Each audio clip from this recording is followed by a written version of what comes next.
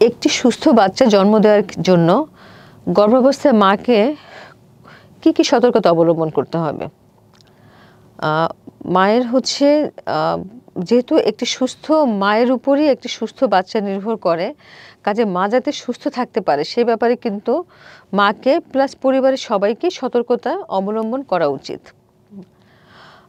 ১ম এ আসি মা এ সময় কিভাবে চলবে? মা এ সময় কিভাবে খাবে? মা এ সময় কিভাবে বিশ্রাম নিবে?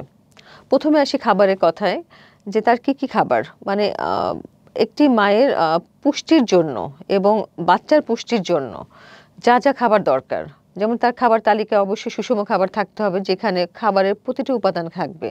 সেটা হচ্ছে প্রোটিন, শর্করা, স্নেহ এবং ভিটামিন, মিনারেলস সব থাকবে কিন্তু নির্দিষ্ট পরিমাণে। যেমন এই সময় তার প্রোটিন জাতীয় খাবারটা বেশি দরকার, সেই খাবারটা বেশি খাবে।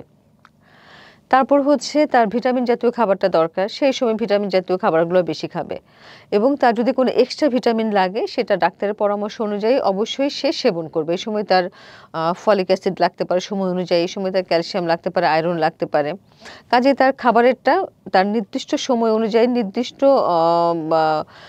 সময়ে বা নির্দিষ্ট মাসে তার কোন পরিমাণ ক্যালোরির প্রয়োজন হবে সে অনুযায়ী তাকে খাবারটা ওইভাবে তাকে সরবরাহ করতে হবে এবং সে সেটা গ্রহণ করবে।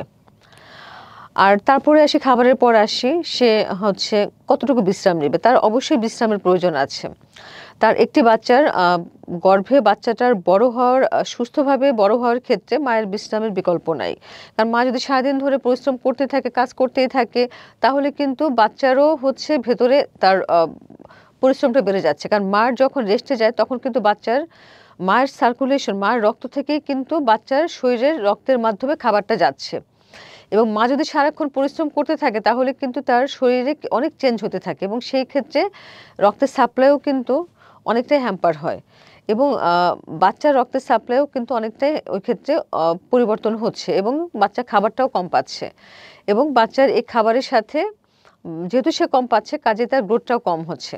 কাজে মায়ের বিশ্রামটাও অনেকটাই জরুরি এবং আমরা বলি রাতের বেলা ৭ থেকে ৮ ঘন্টা সে ঘুমাবে এবং দিনে কমপক্ষে ২ ঘন্টা সে বিশ্রাম নেবে। পরবর্তীতে হচ্ছে আসি মা কোন ধরনের পোশাক পরবে। মা অবশ্যই খোলামেলা পোশাক পরবে। এই সময় যাতে সে টাইট পোশাক পরলে তার একটা অস্বস্তি হতে পারে। তার হচ্ছে মানে মার অস্বস্তি থাকলে অসুস্থ থাকলে তার বাচ্চারও অসুস্থ লাগবে, এটাই স্বাভাবিক। হ্যাঁ? কাজে তাকে ঢিলাঢালা পোশাকে থাকতে হবে। তাকে চলাফেরার জন্য তাকে হিল জাতীয় জুতো অ্যাভয়েড করতে হবে কারণ এক্ষেত্রে তার দুর্ঘটনার কারণ ঘটাতে পারে। তাকে পরিষ্কার পরিচ্ছন্ন থাকতে হবে। তাকে সর্বদা নখ কেটে রাখতে হবে। কারণ নখে ময়লা থাকলে সেই নখের ময়লার মাধ্যমে তার হচ্ছে যে শরীরে জীবাণু ঢুকতে পারে, জীবাণু প্রবেশ করতে পারে। তার যেকোনো ধরনের হচ্ছে ইনফেকশাস সংক্রামক ব্যাধি তার হতে পারে। তার ডায়রিয়া হতে পারে। কাজেই পরিষ্কার পরিচ্ছন্ন থাকতে হবে। রেগুলার তাকে দাঁত ব্রাশ করতে হবে।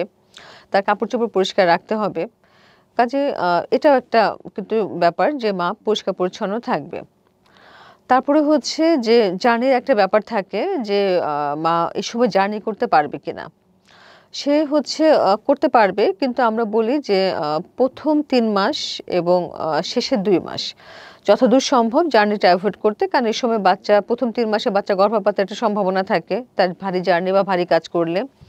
আর পরের দিকে হচ্ছে যে শেষের ২ মাসে হচ্ছে তার জার্নিতে ঝাঁকি থেকে তার পানি ভাঙার একটা সম্ভাবনা থাকে। তার ব্যথা উঠে যেতে পারে নির্দিষ্ট সময়ের আগে। কাজে এই সময়গুলাতে দূরের জার্নিটা অ্যাভয়েড করা বা বুদ্ধিমানের কাজ হবে। তবে সে কাছাকাছি কোথাও ঘুরতে যেতে পারবে, হাঁটতে পারবে। এই ক্ষেত্রে তার পূর্ণ বিশ্রামের প্রয়োজন নাই।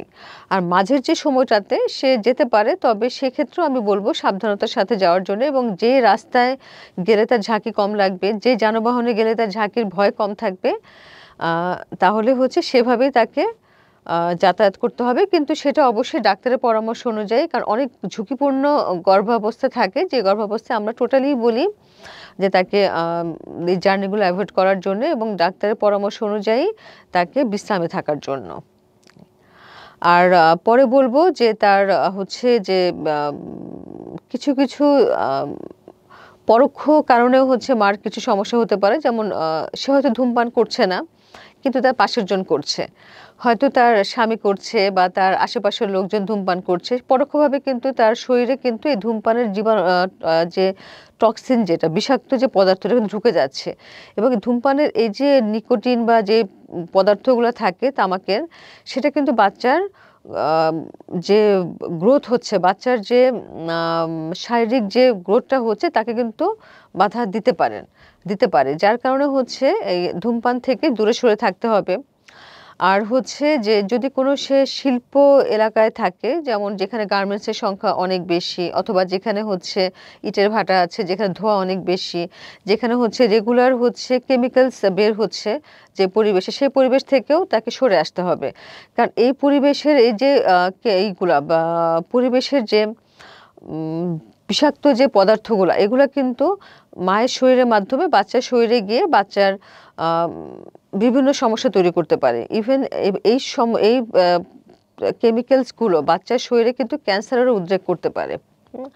আর মার ক্ষেত্রে মার গর্ভপাতও হতে পারে। কাজেই ওই পরিবেশ থেকে আমরা বলবো মাকে সরিয়ে নিয়ে আসতে। কাজে কিছু কিছু সতর্কতা, এই হয়তোবা অনেক বেশি জটিলতা, মানে অনেক বেশি কঠিন কিছু না। কাজে আমরা যদি এগুলো একটু অবলম্বন করতে পারি, তাহলে কিন্তু আমরা মাকে সুস্থ রাখার মাধ্যমে একটি সুস্থ বাচ্চার জন্ম দিতে পারি।